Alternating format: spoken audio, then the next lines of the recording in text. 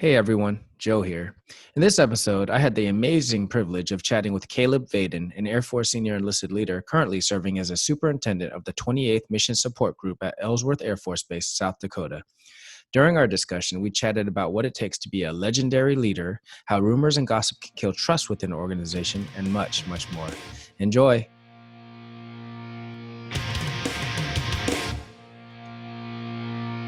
Life, learning, leadership, the Llama Lounge.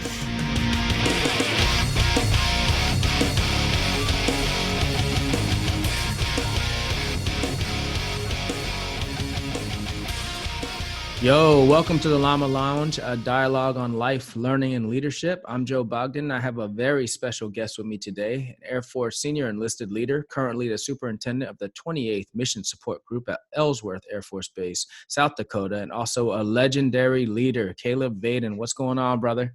Oh, it's all good, man. Thanks for having me on. Yeah, it's great just to get to catch up with you and chat with you a little bit, and hopefully we can just discuss some leadership principles that might be able to help some others out there in the field. So thanks for having me on, bro. Absolutely. I'm really appreciative of you taking the time as well. Before we get started on some of those, I kind of wanted to ask, how's South Dakota? Because I've never been. And you know what? There's a lot of places out there that some people just consider not like a destination, a desirable destination, right? But when I look through your feed and see some of the awesome pictures of that area, I think it looks great. And it wasn't a place I ever thought about going to visit, but now I'm thinking about it. And I thought maybe this would be a good opportunity to talk about it a little bit. Like, what do you think about South Dakota?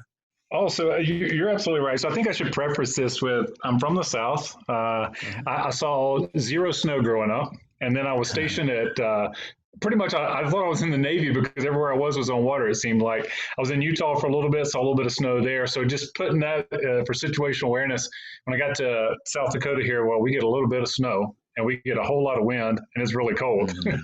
So, Right. but I tell you what, you're right. So yeah, there are some pictures, some of my friends said I was choosing the pictures to share and show. And I was like, well, don't we all do that? But I love hiking, man. I love outdoors. So the Black Hills here are phenomenal. So South Dakota is, when we talked about social distancing, that's already pre-built into South Dakota and places like Wyoming and North Dakota and Montana. There's not a whole lot of people congregated in any one spot. So if you're into city life, this is not the place for you. We have our biggest city they tout that it has 70,000 people in Rapid City. I've never seen that many people there, so I don't know when they did the census on that, but yeah, so it's got a nice small town feel if you like that type of thing, and if you're a wilderness person like I just love to go out in the hills, you would love it here. The winters, they're cold, bro. I was kidding around with our group the other day. I said, it's been like negative 345 degrees here with 70-mile-an-hour winds. I've never seen a typhoon that was all snow, but Right. snow that much, actually accumulate that much, but the wind catches it and just builds these massive drifts. But anyway, yeah. So if you can endure the cold and you like the outdoors, this is a great place for you. It's a really special place in that regard. You should visit sometime, man. Be around. Yeah, I definitely want to. I just think, a lot of places, people have these weird preconceived notions of areas. And then I've just discovered through my career, just go and enjoy it, right? And it's what you make of it. I know that's cliche, but it truly is. I mean, I've never been to a place that even I was non-voled to that I didn't, appreciate something about it. So. Oh, you're absolutely right. Had I not gotten an assignment here, I probably would have never, on my own, just said, "Hey, let's take a trip up to South Dakota and see what that's about." But now, having been here, but like you said, to your point, there's a lot of places in our careers, we'll get the Air Force sends us there, and we probably would have never chosen to go there. And in some cases, we might not have had the financial means to go there and live 4 years in Japan or Europe or somewhere, So it's you got to take it, both sides of it, if you will. And when we got assignment to Japan, we were over the moon. We just like, this is the greatest thing ever. So, you take a look at that and how much fun you had there and then say, okay, well, you know what, we're going to go out to South Dakota and let's find the good things in it. And so, yeah, that's where we're at right now, man. Yeah, I mean, that sounds great, man. Yeah, I definitely would want to check it out down there. Transitioning a little bit, so it's funny because, coming up, we're both in the engineer career field, and and we all hear about each other a little bit. And it's funny. I noticed there's one thing when I was looking at your bio that we have in common. We came in the Air Force on the exact same day. No kidding. So yeah, That's that was crazy, funny. man. So you got to enjoy Valentine's Day in 2001 with trash cans getting kicked around your head too, I imagine. You know it. Best Valentine's Day ever. Oh yeah, yep. Came in Yeah. on the 13th, woke up on the 14th with 2 hours of sleep and stuff's flying all over the place, getting yelled at. Yeah, I was like, this was not a good decision. What was I doing? Yep, same thought, right? Yeah. But the other thing that is just common, and I'm probably gonna make you feel a little bit uncomfortable right here, is everybody that I talk to says Caleb Vaden's probably one of the smartest guys you'll ever meet. You know, I mean, I'm like, man, That's not true. People might like me. They're just being nice, man. Oh man. And then that's what I was thinking. I was like, man, I got to meet this guy. And I think one of the cool things about this, I mean, it sucks that we got to go through what we're going through right now. But one of the cool things is that you and I got to connect, and I'm sure we're connecting with a lot of people that we probably wouldn't have, at least as soon as we did. So, Oh, you're right. Yeah, for sure. So when we do these podcasts and we get to talk to somebody, it's a selfish way for us as a Llama team, and me definitely, is to kind of get to know the people we're talking to. So we'd love to just kind of hear, how did Caleb Vaden become Caleb Vaden today? You know what I mean? Like I know you kind of told me that you're from the South, but we'd love to hear a little bit about your story, because I think a lot of times we can glean some wisdom from how we all kind of grew up and came to be. Absolutely, man. So I tell you what, if those same people that were maybe fibbing a little bit about my intelligence level, they probably also told you to watch out because I run my mouth a lot. So I will do the truncated version. So yeah, I used to be a little bit bigger. So I tell people when I sit down with them, I'm like, all right, so you were born, the doctor smacked you, you started crying, and fill in the gap between that and where you're sitting. But I'll leave some of that out for the sake of time. But so I grew up in a interesting household. There was not the most love thrown around in that household. There were some other things thrown around, but not the most love. And so I have some scars. You hear me talking leadership principles about scars, but some things that we worked through as a family. So I have quite a few brothers and sisters, 4 brothers and 4 sisters. So it was a large family, but again, just some struggles there. And my way out was to play football. I used to be a little bit bigger than I am now. I weighed about 250 pounds on a light day, and I played defensive line for my high school football team there. And I wanted to go play for Mississippi State. So I'm from a small town in Mississippi, and so I wanted to go play for Mississippi State Bulldogs, and that was like my dream as a kid. And I was tiny. Let me tell you, like I was small. I thought I was big, but I was small when I walked onto the Mississippi State football, the athletic complex there. But anyway, my senior season, that was my junior year. And my senior season, I had my ticket kind of thing. I had a couple of junior college offers and some D2 offers, and I was like, hey, it's my ticket out of this small podunk town, as I would refer to it. And I fractured 3, 4, and 5 on my spine. Just a bad tackle one night. And so fast forward, I've been approached by recruiters when I was in high school. They would always come around and talk to us, especially if you were in some type of athletic program, they'd want to talk to you, And so that was in the back of my head. I said, well, you know what? I've always wanted to serve my country. Let me go. I had a brother that was I have more than one, obviously I just said, but one of them was in the Army Guard.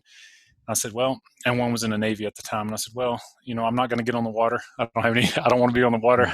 I feel you. I was like, I got whole stories about that. Some of the other people that know me will tell you, he's right about that. He had to be resuscitated when he was 6 years old. He don't like water. So anyway, I did my Air Force career. Most of it's been around water. But anyway, I said, well, I want to serve my country. And I like guns, so let me go join the Army. And I had talked to a recruiter, and it got where I was going to be in the Army, and I had to maybe I think it was like 2 weeks I was supposed to be at MEPS, and then the Friday before I was supposed to leave for MEPS. Simple. My wife gets mad at me when I say this, but I say I'm just a simple country boy. And I'm sitting there thinking, I didn't have much growing up in a lot of ways. And I said, when I graduate basic training, I need a new pair of jeans. So I walked into, I don't know if your listeners, your audience knows what this is, but it's a department store. It's called J.C. Penney's.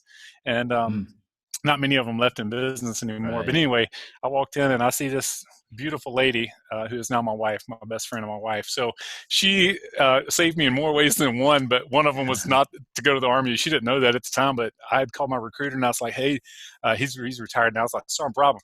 Hey, buddy, I'm not going to be able to make MEPS tomorrow. And so anyway, that's how I ended up not in the Army. And then Like, fast I got a forward. date. Yeah, right. That's what I told him. I said, hey, man, I was like, this beautiful lady, I got to go in. I asked her out, man. I was like, I got to be a man of my word. I can't just ask her out and not show up. And he said some things we won't say on this show, but he basically said, hey, you're going to be airborne. You ain't got to worry about that no more. You know, you'll get it whatever you want. And I was like, no, that's not how I roll. So anyway, fast forward and made a decision to join the Air Force a little bit later on. After me and my wife had gotten married, we had a son at the time. He was 5 weeks old, and I went off to basic military training. So yeah, the same time frame you were in basic training as well. Man, I was straight up missing my little boy because the background I told you a little bit of where I came from. I just wanted to make it so much different for him. I've got 4 of them now, and he's the oldest one I just mentioned, Elijah. He's actually delayed enlisted to be a firefighter right now. So super proud of him as a dad, as a chief master sergeant. He's going to be an airman, and I'm proud that he's joining our ranks. But as a dad, man, just super proud. But enlisted in the Air Force, and here I am, 19 years in and having a blast, man. Absolutely love it. We've been 9 different locations. Well, I've been on nine of them, and my wife's been at 8 of them. So it's a family affair for us. I say, you hear other people say it too, but it's Team Vaden. And I tell people that I said, hey, when your family, that front row. Families, split up for multiple different reasons, but if it's a choice that I'm making or you're making or anybody that's serving is making to choose something over their family, then you really need to, pause and think about that. Is that the right decision? And so I've always said, as soon as Amy is not having fun anymore and I'm retirement eligible, it'll be a sad day, but she's more important. She sacrificed a lot, man. I've had this, the one I'm about to jump on right now, be the 7th one. And I've spent probably close to almost 7 years apart, if you include the remote tour. So, it's been hard on her, and our family sacrificed so much. So, not to rattle on and go down too many rabbit holes, but yeah, that's me in a nutshell. What you see right here in civic clothes is the same thing you get as chief master sergeant. So, intelligence, I don't know where they're coming off on that. But oh man, I love that too. But I know you're really smart now because you tried to do that whole simple country boy thing, and you never want to fall for that. All the listeners, if anybody ever says, I'm just a simple country boy, then you're about to get ran. Right? You're about to get ran. Something's coming. But oh man, I really appreciate you sharing your story, man. So, absolutely. So, I think we first kind of got connected when, a lot of stuff's been going on here with COVID, and then a lot of innovation and how we're trying to push out development. And some of us just kind of were already planning on doing it anyway, and it just timing kind of worked out. And we're, Air Force Quarantine University is coming out, which is just phenomenal. And then I got an invite. It might have been Carlo Mangoba.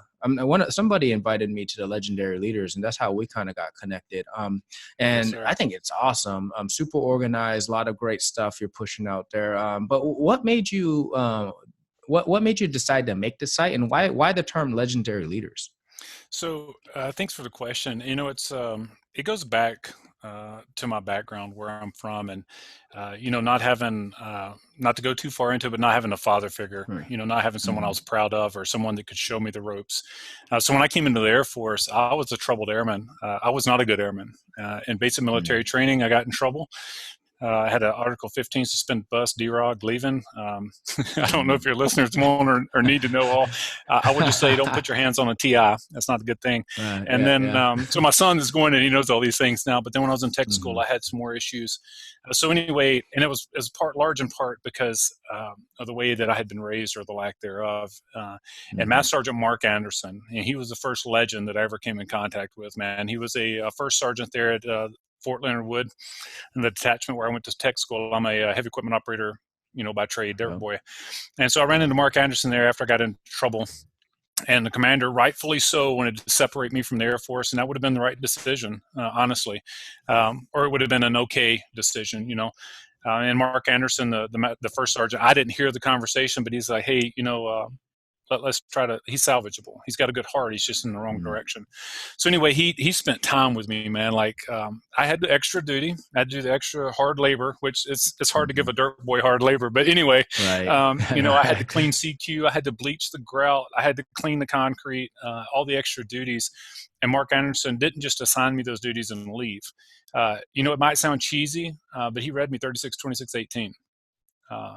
And those words stuck with me, and I was like, you know what? And I could tell like he cared. He'd been busted down as well for some stuff he ran into some trouble with. But anyway, as I left tech school, he's a big dude. He's about the same size as I am, and he's about 6'4". So I felt this big old paw on my shoulder when I was going to get in the taxi cab, and he spun me around. I was like, "What is it, First Sergeant?" He's like, "You just need to pay it forward, son." He's like, "You'll be a chief one day. Just pay it forward." And that never left me, man. That not just that's what he said to me, but how he treated me. And so as I move forward in my career, I think all of us at some point in time that care about human beings, care about our airmen as human beings, whether it's you have scars in your life where you came from and you just want to be able to help people out, or if it's just something naturally in you just to help other people. Maybe you had it really good, so to speak, where your mom and dad loved you, or you had whatever you considered a normal family unit, that people loved you and gave you love and showed you affection, and you just repeat that. Or somebody like myself that didn't have that and knew that there was something missing until I showed that to people. So as I move forward in my career, I just before technology kind of exploded, if you will, I didn't share much of anything as a tech sergeant. Well, first I didn't have a way to video. I don't think that was really a thing back then. Right. But as a technical sergeant at Kadena Air Base, Chief CZ was actually there as the command chief. And he had this thing he called 31 rounds. It's this carnivore leadership he puts out now, but it used to be called 31 rounds, or it had that in the title. And it inspired me, man. I was like, you know what? Like, this guy's got a lot of, he's intelligent, but he cares about airmen. He's got a passion and he's inspiring. And, I'd like to see why he does that. Why does he share his 31 rounds? So I talked to him a little bit, and he said, everybody is a leader in their own right. And if you got some information to share, you share it with your shop for sure, but then share it with other people. And so I started putting out leadership minutes. They were cheesy. You know what I mean? Like, I was very green, but I knew I cared about people, and I just wanted other people to know about it. And I wanted other people to know that our airmen are vitally important. We have to treat them like human beings. That was like my heartbeat, still is. So just as it continued on and technology got easier for me to use, and there's other platforms, and that's what the genesis of this was. So sorry to take longer than it probably should have to get that out. But that's why now, that's the roots of legendary leaders. And to be more pointed with it, there's a lot of people that fall under the term of leader. They call it, whether they deem themselves a leader or they're in a position that's considered a leadership position. And you might have heard me say it before. They're sometimes not even good managers, and that fires me up. And I don't like people like that to lead our airmen, to motivate. And you've been entrusted to motivate and inspire airmen, and so I think, when we look back in our careers, and like the Mark Andersons, your Mark Anderson, whoever that is for you or anybody listening, they were legends because they went against the grain. They stuck their neck out to save me, to say, hey, I think he's going to be a good airman. He just needs to be trained appropriately. And so when I look back, that's a legend. That was somebody that went against the grain. That's somebody that laid there. It wasn't about him. It wasn't about Mark Anderson. It was about Caleb. It was about Airman Vaden, and how do we groom him and train him to replace me. So anyway, that's what I see as a legend. And we don't have enough. I consider you a legend, man, because you care about airmen and you're getting out there. So any of your audience that's civilians, it's applicable to that world as well. If you care about other human beings and their development and true mentorship, that's a legend to me because it takes sacrifice. That's the genesis of it, man. That's awesome. Yeah. And for our listeners that are non-Air Force affiliated, Caleb brought up 36-2618, which is our enlisted force structure, so he had somebody reading him expectations of how he was supposed to behave, and it's kind of a roadmap for us. And I like to call it the golf course, because a while back a BCE brought that up. Basically one near he had brought up that, hey, we're it's a golf course that we all play on, and it's fair. You just read it and you study it, and some of us are better at it than other people are, right? And I thought that was a great analogy, because that's our golf course, right? Yeah. So, And, so does that commander mind you giving him a shout out, or him or her a shout out? I don't think so. Oh, It's a Dustin oh, Richardson. I don't know where he might be at now. oh, It was okay. during a class, and No it worries. was during actually a superintendent course. Yeah. Oh, okay. So it was during a superintendent course, and he brought it up because we were talking about how, a lot of people felt like what they call they want to call it the new evaluation system now. It's not new, right? It's been around for Yeah. quite a while, but they're talking about how the question came up is, how does this make us more competitive to the point where it gets cutthroat? And his analogy was like, yeah, it's competitive, but it's not basketball. We're not backing each other down, or it's not boxing or MMA. We're not Yeah. fighting each other. We're on a golf course, and some of us have a great swing. Some of us need to practice more, right? And no Yeah, that's a matter pretty what, good you're hitting analogy. birdies. Someone might be hitting eagles. Yeah. You know what I mean? You got me So, over there as in a young airman in the rough. Just right. Yeah. And I think that and it's a great analogy for life. I mean, like, Yeah. some of us got to work harder at it. Some of us are out there studying the course, and some people are just going out there and swinging, right? Yeah. But there's a lot to that. And I love what you brought up about management, because it gets such a bad term, and leaders, the greatest leaders I know are effective managers, right? Because they're That's able true. to maximize discretionary time, because they're taking care of all the management pieces of it, and they're able to take care of people. And I've seen so many times where there's a quote unquote leader who thinks they're very good because they take care of their people, but their management skills are so bad that they create a toxic environment on accident. Yeah, right. Good Happens intentions, so but poor execution. right. Absolutely, man. It happens all the time. But that's awesome, man. So I got an opportunity. So you did, the Legendary Leaders is awesome. I love being on there and seeing what the great and people of all levels, right? They're just have great intentions. They have great hearts, and they want to help people. And they also get to live their meaning, because they're providing, some of their input and feeling good about it. Another thing that you're into, man, and is your own podcast, Real Talk with Caleb and the Legendary Leaders. And Yeah. I listened to that a little bit, and there was some good stuff on there. And one thing that I really loved was the one that you had about gossip and rumors. And man, this is something that I just don't think we talk about enough, because we know what's happening. And you talked about chit chat becomes gossip, and then it starts going down this road, right? Yeah. I was hoping that maybe you can kind of elaborate on your thought on that a little bit. What drove you to come up with that and talk about that a little bit? Absolutely. No, great question. So, all of us have so many different connections, throughout the world, just the military alone and the amount of places they send us. And if you're, it took me a little while to realize it, right? But to build those relationships, because that's what is so vitally important. You'll hear me say it all the time, connecting at the human level.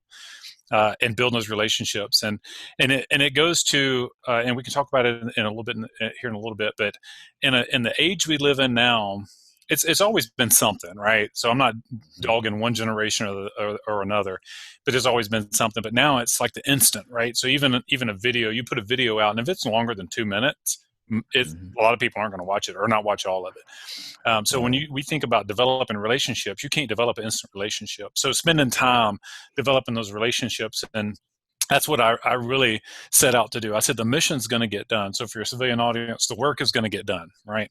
And it's going to be so much better if the people are connected and feel like you, in the position of managing and leading them, have their back. It's going to be so much better. So I'd established a relationship with this particular individual that brought it up. When I first got to the shop, at that particular shop, we'll leave it nameless, because there's still some people that are in the Air Force, and we all know each other, or people that know people, kind of thing. So we'll leave them nameless. But anyway, this individual is no longer in the Air Force. They ended up separating.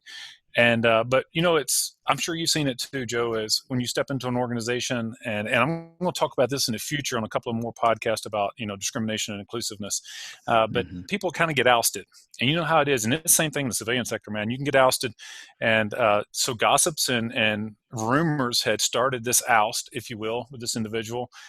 And I'm those, maybe you call me gullible, naive, whatever you want to call me. When I walk in, I'm like, okay, there's more than one side of this story. Let's sit and chat. Mm-hmm. So anyway, I developed this relationship with him. He's now in the civilian sector, and he has this going on. It was a manager that was basically in the situation we're in now with COVID-19. This manager was scaring the employees, and so he said, he still calls me Chief, but he's like, hey, Chief, I've been listening to your stuff, great stuff you're putting out, and appreciate it. He's like, man, remember how we developed our relationship? You remember what that was started on? I was like, yeah, bro, I got you. And he's like, well, I'm experiencing something similar in the civilian workforce now. He's like, you think you could give me some advice on it? And he told me the story, and I left a lot in that podcast. A lot of it's out, so to protect his identity. Yeah. That's what sparked it. So again, just so your audience knows, it's everything for me is about relationships, and or centered around that, because you can't help people if you don't know people. You can help them to some degree, right? But you can't really help people unless you know them. So just establishing this relationship, he felt comfortable reaching out to me and saying, hey, can you help me? Can you give me some advice? And that's where that kind of came from. And so, yeah, my thoughts on gossips and rumors, man, it doesn't matter what organization you're in. They can completely destroy camaraderie. They can destroy morale. They can destroy, which is the most important thing that it destroys, is trust. And as leaders, it doesn't really matter whether you're a leader or not, or where you think you're a leader or not. Everything operates on trust. As far as if I have a relationship with you and I spend time to build a relationship with you, that foundation's got to be trust, right? So gossips and rumor destroy that trust, and once I lose my foundation, not to be too engineer with it, but I lose the whole structure. Right. So, yeah, absolutely concerned about gossip and rumors, because even if it is true, right? Even if what someone is saying is true, it doesn't pass the other two gate tests. If you look at the 3 gate test of is it necessary, is it true, and is it kind? So it might be true. It might be one of those, but is it necessary and is it kind to spread that? Right. So, yeah, when it doesn't pass the 3 gate test is when it usually ends up in rumors and gossips to destroy that trust foundation. So, yeah, I could go on for hours if you're not careful and you let me. But, yeah, that's my thoughts on gossips and rumors. And everybody in every organization has to be keenly aware of that. And most people know, they can feel it, right? It's something subconsciously tells them, this is probably not right. So that's when it needs to be cut off. But sometimes peer pressure, man, people, they won't step away from the water cooler. We use that analogy we talked about in the podcast, that little chit chat, and, well, I want to be one of the guys or one of the girls or one of the teammates, whatever, and if I step away, I'm an uppity, and I think my stuff doesn't stink or whatever. And so that was my call to help people be bold in those situations. So, great question. Thanks. That's awesome. Yeah. I mean, you brought up a ton of great points in there. I mean, it's true. When you get to the point where you feel like you're in that discussion, it's easy to stay sucked into it, because it's kind of like, human nature. We want to belong, and sometimes we just kind of go along to get along. And next thing you know, all you hear is these snippets, not even the full conversation or the fact. Like, that little piece might be true, but it's completely out of context, right? Absolutely. Right? And and your point was great on these, 1-minute snippets, or a quick a title of something, or whatever it might be. It's a lot of times it's just that. It's not even the full story, and then we just run with it. And you're right, you can totally damage that relationship, or someone's even their career if it gets to to a certain point. I mean, it can get really bad. Yeah. So another point on that that I think I talked about there, but in the podcast is, you'll have somebody like me, or maybe even you, or somebody that's listening, extremely passionate about taking care of people and doing the right thing. So remember, I talk about relationships and loving people and taking care of them. And so there's a fight side, right? The old Caleb, the old staff sergeant, and a younger Caleb was trouble. But there's a fight side. It's like I'm not referring to anybody that works for us or that we work with as children, not comparing that, but as a dad. Somebody doesn't take care of my son, man. Joe, I tell you, if he goes into the Air Force and he gets in the firehouse and somebody doesn't take care of him, it's not cheap. Papa Bear is coming.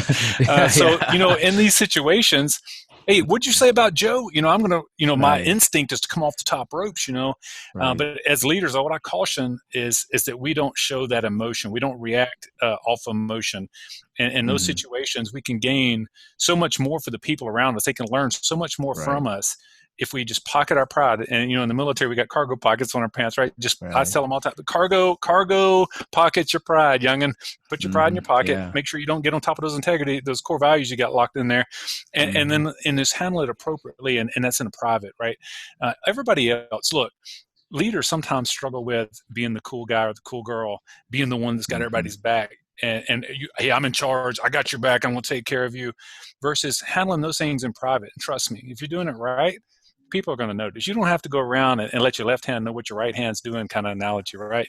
You don't have to go out and take a selfie like, hey, I hooked my people up today, or, it's a video like, hey, yeah, I'm taking care of this. I'm squashing that. So I think that's something important to think about too as leaders, is how we approach and handle those situations that will initially fire us up because it's hurting or potentially hurting those that we love and we care about. So yeah. And then if you're a leader, and a lot of times, we're supervising people that are very close to the same grade or same position as us. And, and you're building that strong relationship, and, and there's a gray area there, and they bring their complaints to you. Well, you can make a choice and throw some more fuel on that fire, right? And just be like, yeah, you're right. And you become this bad friend versus, the good friend who's like, well, did you think about this, from a calm perspective?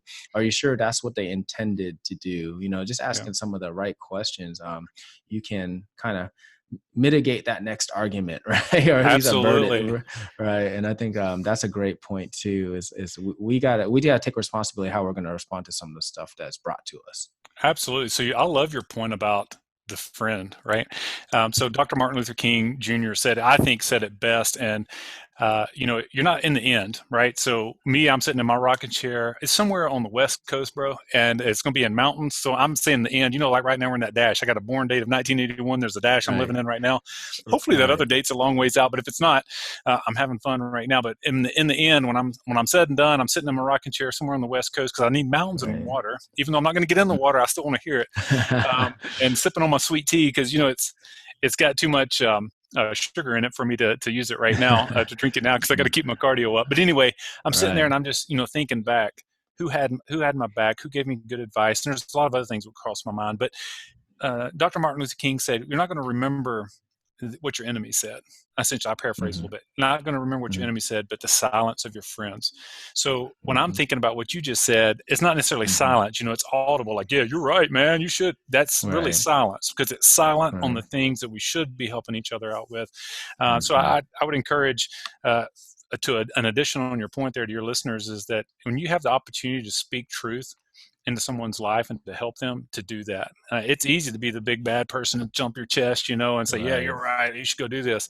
It's harder to be the person, and you're starting to, that's what legends do, right? They take the hard route, because that's the route that's least traveled is most of the time the right one. So good points, man. Yeah. Thanks for bringing that up. Yeah, absolutely, man. Thank you for your great points on that too. I think a lot of people will get some great perspectives from that. And there's another one, man, I was listening to, and I love this term, PTMC. I was listening to it on a podcast, and I was like, man, I'm gonna have to adopt that, the paper tiger management cabal.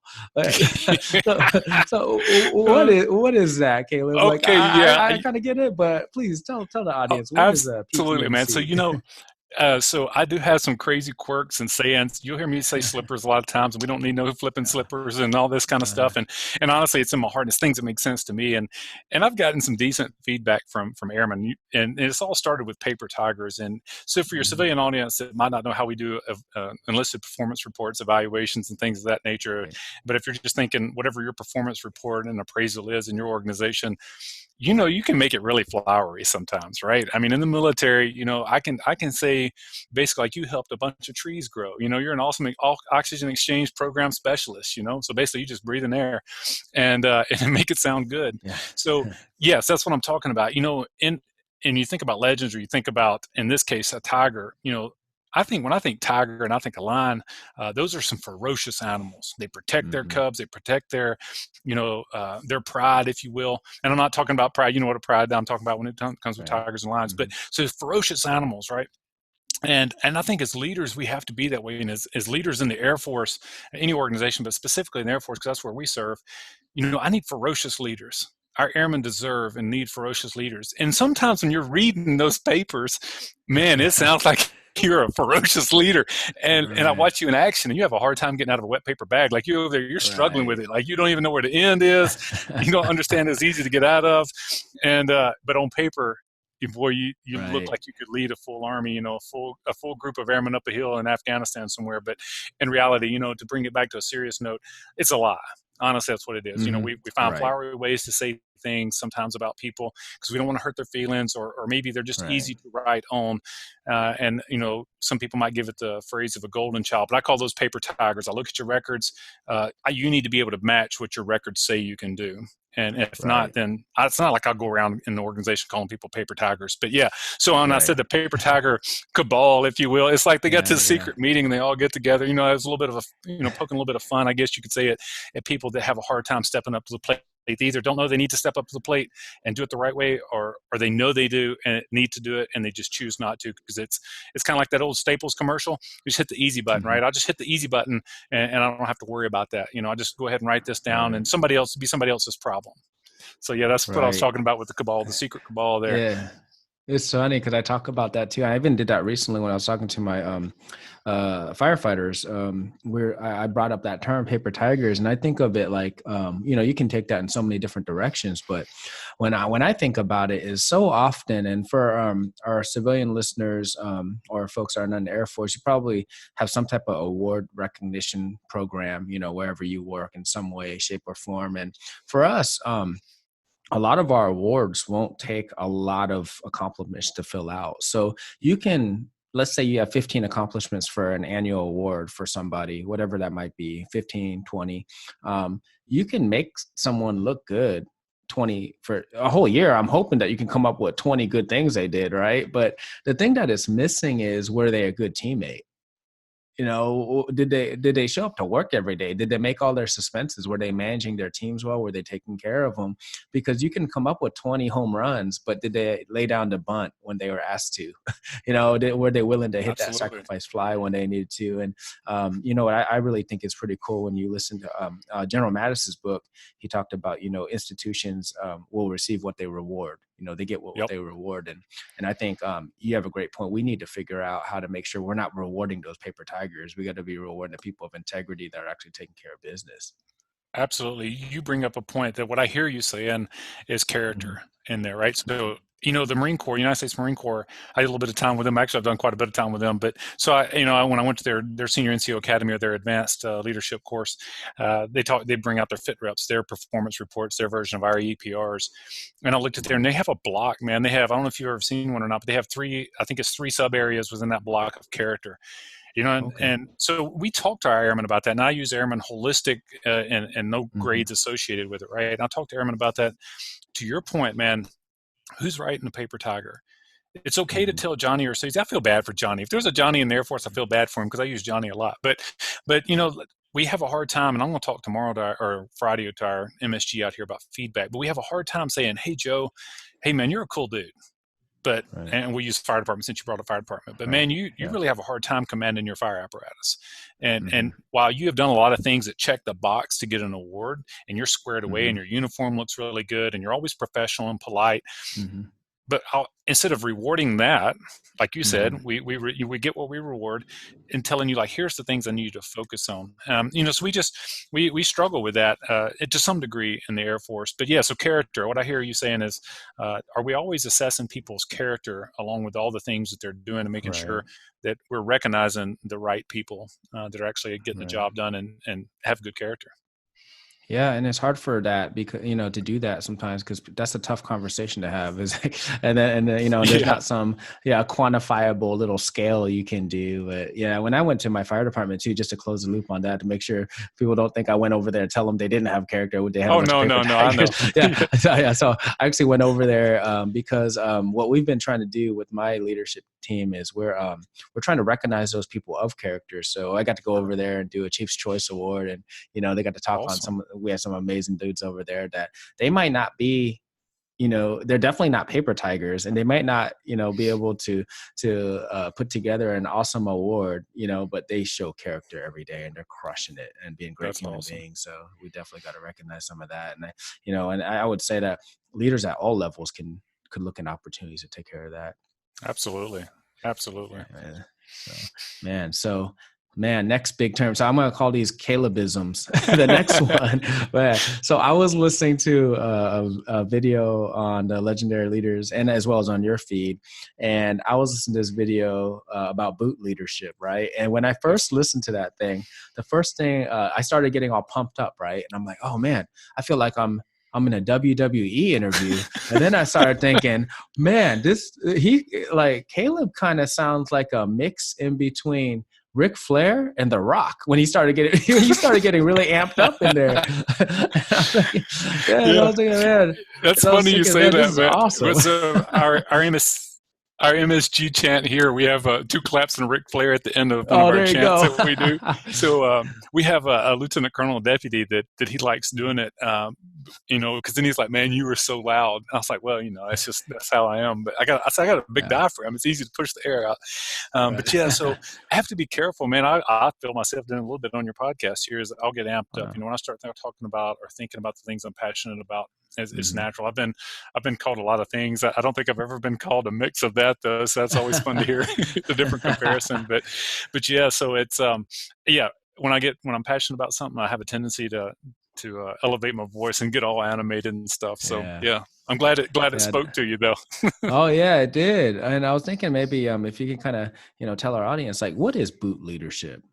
Yeah, so that's another one of, like you termed it, Calebism, right? It's like the paper tigers, and now we got boots and not wearing slippers, and I got scars, and I got all these things Caleb needs me to worry about or tells me I should worry about. But so what I want your audience to take away from this, and if they ever happen to run across the video, they'll probably get it. But our leadership journey, it goes back to what I said earlier, Joe. Is we're in a society where a lot of things are instant. I think that's why COVID-19 is hard for a lot of people, because I couldn't swipe it away. I couldn't swipe left or whatever, right? I couldn't just hit delete or, move on to the next thing. And and it's got its own challenge. I'm not making light of it by any means. It's got its own legitimate challenges. Right. But so in leadership, I can't just watch, a 2-minute video. I can't just look at a meme that has some, not necessarily a meme, but an infographic that has some good points on there, care about others. Right. Great. Yeah, that's cool. But it goes back to kind of like building relationships. It takes time. So in our leadership journey, because I'm not a good leader, I'm a leader in progress. That's what I am. And I would submit that that's what any of us are, right? Is our leaders in progress. And if a leader tells you that they have arrived, or if their actions and their demeanor tells you that, then stay away from that person, because they're trouble, they're dangerous. If you want to watch from afar to learn what not to do, then sure. But yeah, so our leadership journey. I like hiking. I said in the opener in your show about the hills, I've always loved hiking, like going up mountains, and that's hard work. Well, I mean, I do it for fun. There's a lot of people that do it for fun, but it's not like, and I say in the video, you can't just wear slippers. Leadership is messy. One of my good friends, Stefan Hansen, Chief Hansen's out at Alson, another CE chief, he talks about growth, and growth isn't always pretty. You watch, I don't know if you have kids, like I said, I had 4 boys. I thought it was the most awesome thing when they're learning how to eat on their own, but that's dirty. That's nasty. It gets all over their face. Or when they're trying to walk, it's the most unorthodox. It's kind of like watching me walk now, but it's the most unorthodox thing, tripping around. And leadership isn't any different, Joe. If you don't get messy, then you're probably not growing. And to get messy, I associate that with a trail again. And the hikers out there could probably get it, but if not, then it's probably a bad analogy. It's not generalized enough, but it's just what's real to me. I think a lot of people can think about work boots, and I know everybody doesn't wear work boots. They still have hard jobs and still job it, so to speak. But a boot, most people, when they think of a boot, it's durable. It can withstand the times and withstand the test and the trials. As you're in that ugly mess of growing as a leader, going up your trail, your leadership summit, if you will.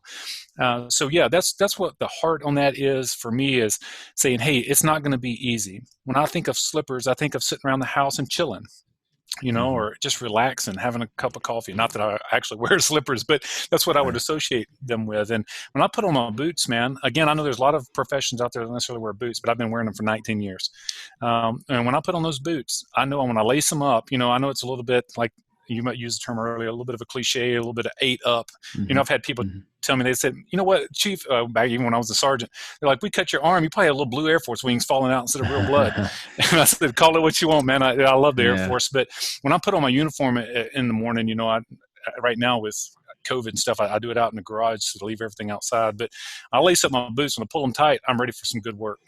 And I just thought about that from a leadership perspective. If you're wearing slippers around, you're looking for the easy route. Whether you're setting out to do that or not on purpose, that's your demeanor. And your airmen, those people that you lead, that you're entrusted to inspire. I mean, just like me as a dad, Elijah goes off in the Air Force.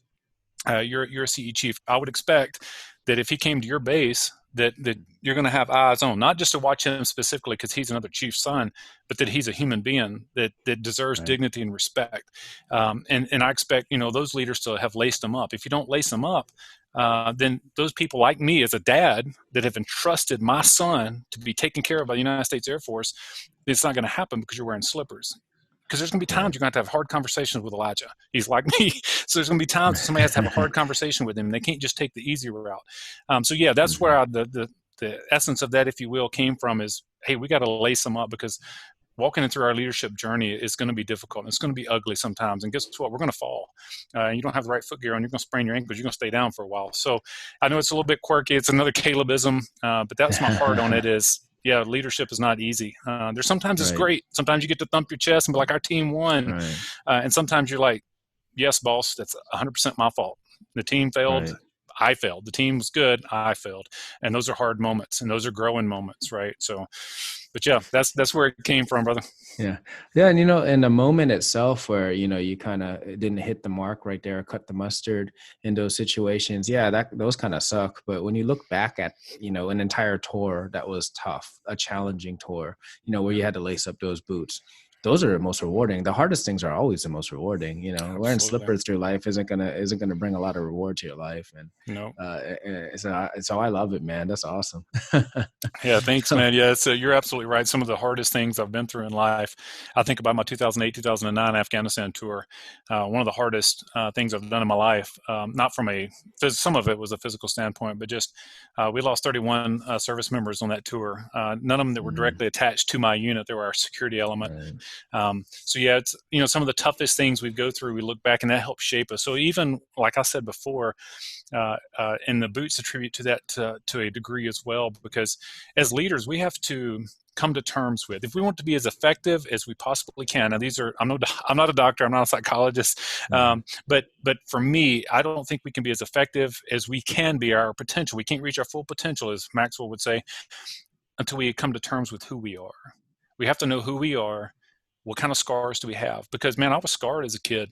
I came in, I told you a little bit of the story, and your audience probably got a little bit of a feel. The reason I got in trouble in basic and tech school because I was an angry person filled with malice. I hated some people in my family, so that's, things, people that should have looked out for me and took care of me and loved me were the ones that did not. So I had all that malice and anger built up. Those are scars. So when I was giving my first feedbacks, ALS taught me, our Airman Leadership School, that first level of leadership school, they taught me how to do these things, but I didn't know how to do them, if that makes sense, right? I had the knowledge, but the execution piece, remember we talked about that earlier, execution, I screwed it all up, because I was just so callous, so hard. So I didn't understand my scars. You have to put boots on to look at your scars. Now, everybody has to come to terms with those things that they've experienced in their life on their terms and their timetable. And some, like myself, might require professional help to understand and uncover why you act the way you do. So yeah, that's lacing up boots too, man. And that's why it's important to understand your scars and where you come from, because I don't think you reach your full potential till you're like, okay, this is why Caleb works the way he does. Excuse me. Sorry. This is why Caleb works the way he does. That's why I had the trigger points I had. So yeah, if you know me, Joe, when I was, 23, 24 years old, you'd have been like, that dude is not going to make it long in the Air Force or as a person. So yeah, we all have to, it's ugly. Like I said, right. It's ugly sometimes when you're falling over. But I appreciate standing up now a lot more than I did before I realized how many times I needed to fall. Right. And, and you keep talking about like how, you got to take the difficult route. I just talked about that a little bit on one of those little quick snippets I talked about was the choice of Hercules, which, and it kind of ties perfect to the legendary leaders, because I'm not going to share the whole story here if y'all want to go look it up. But he took the hardest path, and that's why he became a legend. We probably would never heard of the guy if he took the easy route where everything would have been all happy and good the whole time. And another point that you kind of made there was like, you shared a lot about yourself and a video that I just put out today was just talking about, hey, we got to humanize ourselves as leaders too, because we don't inspire by Absolutely. people by being superhuman. And when I look at your social media feed, I see all kinds of great things. I see a mix, and I think like our feeds are kind of common. Like if you go through them, there's a mix of, trying to help people, maybe inspire people if you can help them out, share something that's pretty beneficial, some learning stuff. But you also see that we're having good times, that we know how to have a good time. I see some hiking photos with you and your family. And I think that's so important, that there's no off button to leadership. People are looking all the time. And what you do is you end up burning out your folks that really look up to you if you just show them the grind. And I think you do a great job at that as well when I look at your social media feed. And I really just think it's great, man. And I thank you for that. Thanks, brother. Yeah, I appreciate that. I don't know if you heard me and Adam Boobity and Greg talking the other day. Again, I'm a continuous learning in progress, man. I would when I first gig as a squadron superintendent, so for civilian audience, thinking mid-level management, so to speak, in an organization, maybe senior level. I was burned out myself. I was staying up like 2:00 in the morning, bro. I got there to the squadron, and kind of like that award thing you said, like I could see initially when I walked in, when you're standing on stage, you're brand new and you're looking out and somebody gets called, their name gets called for winning an award, and you see eye rolls, you're like, oh man, this is going to be a tough role. There's some stuff going on in this organization. So anyway, I just, to kind of give you a little bit of, you understand it from a squadron superintendent perspective, but I was up a lot and I wasn't thinking about, I'd say, hey, I would do work. I would go home, do family time. And I saw it as like a checklist almost. I didn't, but I did, where I'm like, okay, I got to spend 2 hours with family. But they didn't really get 2 hours of Caleb. They got, about maybe an hour of Caleb and an hour of Chief Vaden. I kind of mixed in there because my head was still thinking about all the things I needed to get accomplished. And so I'd send emails out. I wasn't thinking about it. You know what I mean? I'd send emails out at like 1:30 in the morning, like, to the flight chiefs or whatever. And then finally, Mangoba, he was the one, Carlo, he shared that podcast with me. And it hit me like a ton of bricks, like a punch in the stomach, man. I was like, man, I did not mean to do that. Because what you were saying there is people that watch us, and they might look at somebody like me and you in the Air Force and say, hey, they're chief master sergeants. I don't deem that as success. And we probably don't have time to get into what I think success is, but some people look at it, right, and say, hey, you're a chief master sergeant. I got to be like that. If I want to be a chief master sergeant, then this is what I've got to do. I've got to send emails out at 1:30 at night. So basically I don't sleep. Right. And I didn't realize that's what I was showing. Right. You project that. Your point, like, all right, I'm impressed by Superman, but I'm not inspired by that dude. That dude has no life, blah, blah, blah. So it's a growing, every day, man. Regina Dawkins, I'll give her a shout out. She taught me about harmony. I'm still learning that philosophy, but there's really no balance. When you think about Superman versus, someone that's able to inspire, I don't really see it as balance. I'm not saying that you shouldn't see it as balance, but she said, and one of our newcomers, she was brand new first sergeant in the squadron, had just come over from another squadron, and I hadn't even seen her slide yet, and she talked about harmony. And I was like, man, that is good. So her and Carlo, two senior master sergeants at the time, helped this chief grow. And so I think that's important too, is while we're on our journey, we're going to help some people, and then some people are going to help us. And they don't have to be higher ranking than us or higher position in the organization than us. So I attribute anything that I learned from in those particular settings to those two individuals. They're just great human beings. So you're right. There has to be a harmony. I think that's like Gina would say, a harmony between what we do at work and our family life. Because the higher you go up in an organization, whether it's military or civilian organization, we have electronic leashes. Right. There's no way around that. We do have responsibilities, right? People's lives are not in our hands, so to speak, but we're responsible for actions being taken and advising senior leaders. So my wife and my family, they understand that. So I have to give them 100% of Caleb when I can, because at a drop of a hat, that gets taken away from them. So I have to make sure that we have a good harmony there. So no, thanks for pointing that out. But we're just over here trying to be real, man. You're right. Yeah. It's none of the people that I've ever been around would say Caleb hides stuff from you, because it was a little scary to be vulnerable for some people. For me, I can't control what you think of me, right? So I'm just going to give you the real me, and you decide at that point what you're going to do with it, kind of thing. So, I mean, I don't want to intentionally disrespect anybody. That's not it at all. It's just, if I know a certain way I say things, if people get mad when I say paper tiger, can't imagine them getting mad. But if they were to get upset by that, I'd be like, okay, I'm not going to use paper tiger around you. So Well, they might be a paper tiger then. Maybe they are, man. That's a good point. Yeah.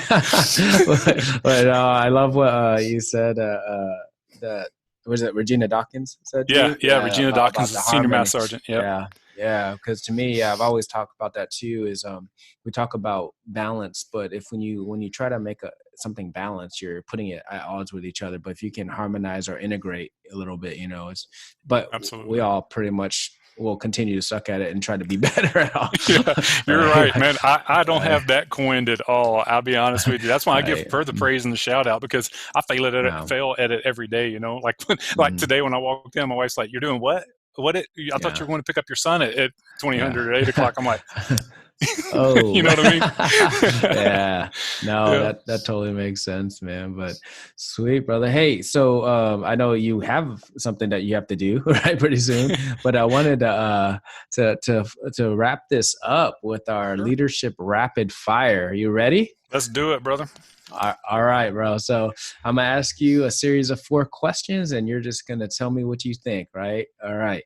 What is your favorite leadership trait?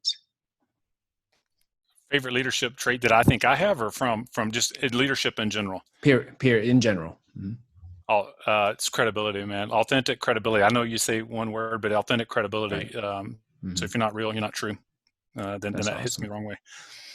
Perfect. All right. Number 2, what is, and you might have already answered this, but what is your favorite quote? Favorite quote. So it's like I said earlier. I got quite a few of them. 6. So can I use 2? Man, can you give me 2? So I'll give you 2. Thanks, bro. So John Quincy Adams. If your actions inspire others to do more, learn more, grow more, be more, than you are a leader. I love that. I share that with everybody I get a chance to do that with, because we really have to assess our actions. If our words don't inspire people, it's our actions. So maybe words to some degree. And then Martin Luther King. I know you said rapid fire, so I'm going to run it fast. Martin Luther King. In the end, we won't remember our enemies, what our enemies said, but the silence of our friends. That means a lot to me, because it gets after who do you surround yourself with? Who's got your back? Right. Who's giving you the right advice? Who's giving you a boot when you need a boot? So right. Awesome. All right. Question number 3. What do you consider the number 1 book you'd recommend for an aspiring leader? Oh. You don't get 2 on this one. You only got 1, bro. Only get 1? Come on, man. Chief Wright said leaders are readers. He didn't say leaders only read 1 book. Hey, you only get to recommend 1, though. Okay. All right. So this is a little bit dangerous, right? And the reason I got to give you a little bit on it, man. So Extreme Ownership by Jocko. I love that dude, or at least what I know of him. I love him, and he is extreme, bro. You know what I mean? Well, a SEAL commander, so you're going to be a little bit extreme. Right. And I think maybe I associate with that because of the time I spent with the Marine Corps, never kicking doors, but really close to that kind of thing. So that type of mentality gets after me, but also extreme ownership. And the reason I say it's dangerous because we don't want to macromanage. But when you read that book, man, owning it, right? So there's so much to be said, especially for any level of leader, is owning. And I said a little bit earlier about like, hey, when the team wins, hey, the team won. When the team fails, I failed. Whether you really think it was you or not, you did. So, yeah, extreme ownership. I can't believe you're only giving me 1 book, man. I love that book. Well, so next time we do this, we'll let you have a couple more. Okay, thank you. All right. So, final question, all right? How do you find harmony between life, leadership, and learning? My wife. So I would say my ultimate wingman, my best friend, Amy, she keeps me grounded and centered. And so she definitely helps with that. So I will say, far as actual, I think me and you might have talked about this before, but actual reading a book, that does, it takes time to sit down and do that. Right. But I like podcasts, so I listen to yours. I subscribe, bro. I give you good ratings. Awesome. Thanks, but also I like audiobooks, right? So that's kind of helps me when I lived further from base. Now I live like 5 minutes from work. But when I drove to base, I could get some good time. And that's where I could professionally develop because I had to be on the road. But now what I do is, so I won't give my wife away, but she goes to bed kind of early. And so my kids, they're teenagers now and they'll get to play in their video games. So after family time, I just either hang out on the couch with my wife as she's starting to doze and I'll throw an audio book on. So far as he's progressing and learning, I have it on my calendar for leadership growth. Not that I always follow that calendar time, but it is a continuous reminder. It's like, hey, Caleb, what did you do this week for leadership growth? What did you do to develop yourself? Not just in leadership, but just develop as a human being. Because I think when we're better human beings, then whatever it is we're doing we're going to be better at it. So if we're leading airmen and we're a better human being, we're going to be a better leader of airmen. And you just attribute that to whatever career field or job that you're in. And then so the rest of it, work takes care of itself. You know what I mean? We talked about that earlier. And then the life harmony is making it happen. You have to be intentional about it, because we can get drug away so easily in other things we're getting done. And so in the priority order, if you will, work and family. Work, like I said, takes care of itself. It's got its own demands, family, and then my development. I know it's a lot of people don't want to be just truthful and say that, but for me, that's the way it has to be, because my kids, it's more important for me to make sure they're developed and getting the things they need and the mentorship they need from me. And if mine suffers a little bit, that's just what it has to do. But, we all have a lunch break. So it's how you utilize that and not working through lunch, but maybe just throwing on a podcast or an audio book. That's what I do right now. So honestly, that's where I listened to yours the other day. I said, I'm going to sit down in that chair, because I stand up. I'm sitting right now, but most time I stand up. I'm going to sit in that chair over there, shut my office door. The world ain't going to come to an end in 30 minutes, and not like I'm keeping it from coming to the end anyway. So anyway, I know that wasn't rapid fire, brother. I apologize, but no, nothing's rapid awesome, with me. No, that's awesome, man. I really appreciate you coming on. This is a great conversation. Even if we weren't recording it for a podcast, it would have been fun, either way. So I hope we can do it again too, man. It'd be awesome. Absolutely, we both brother. have podcasts, so there's plenty of opportunities for us to chat some more.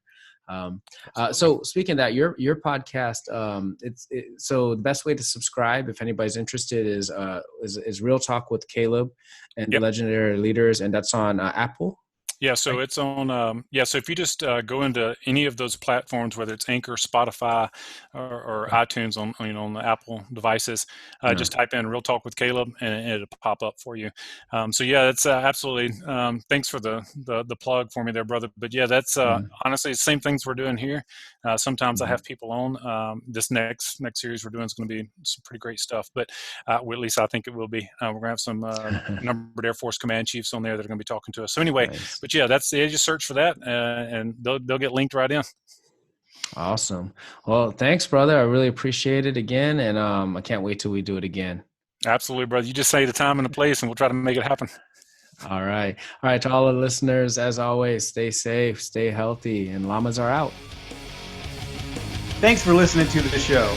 We'd love for you to connect with us at www.llama-leadership.com and on Facebook at facebook.com/Llama Leadership, and also on Instagram at Llama Leaders. And a big thanks to Mike Whitmer for the music. To check out more of his stuff, go to soundcloud.com/Mike-Whitmer. Thanks again. See you on the next episode.